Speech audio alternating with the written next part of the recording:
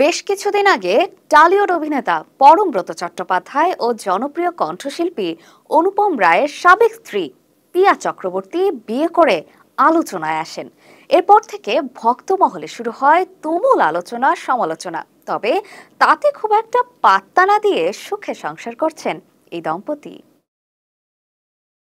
তাদের সুখের সংসারে এবার এলো সুখবর। শীঘ্রই জনপ্রিয় কণ্ঠশিল্পী অনুপম রায়ের সাবেক স্ত্রীর বাবা হচ্ছেন পরমব্রত। সামাজিক যোগাযোগ মাধ্যমে এমন গুঞ্জন ছড়িয়েছে।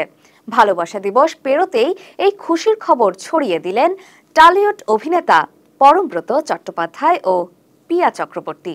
তবে এটা কি শুধুই গুঞ্জন নাকি সত্যি? চলুন দেখি।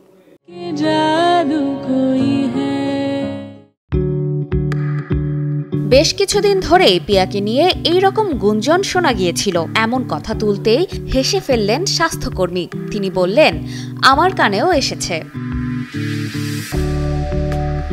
সম্প্রতি একটি গণমাধ্যমে এমন খবরই জানিয়েছেন পিয়া চক্রবর্তী। তিনি বললেন, 5 মাসের অন্তঃসত্ত্বা তিনি।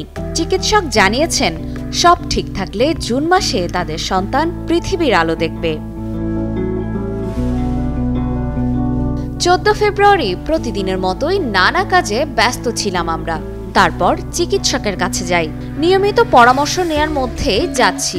বাড়ি ফিরে ঠিক করি এবার জানানোর সময় এসেছে। পরমব্রত অবশ্য বিষয়টি নিয়ে মুখ খোলেননি। সম্প্রতি মুক্তি পেয়েছে তার পরিচালিত অভিনীত সিনেমা এই রাত তোমার আমার। সিনেমার পাশাপাশি সমান তালে আগলাচ্ছেন হবু মাকে বলেও জানিয়েছেন পিয়া। 2023 সালের 27 নভেম্বর দুপুরে দুই পরিবারের উপস্থিতিতে রেজিস্ট্রি ম্যারেজ করেন পিয়া ও পরমব্রত।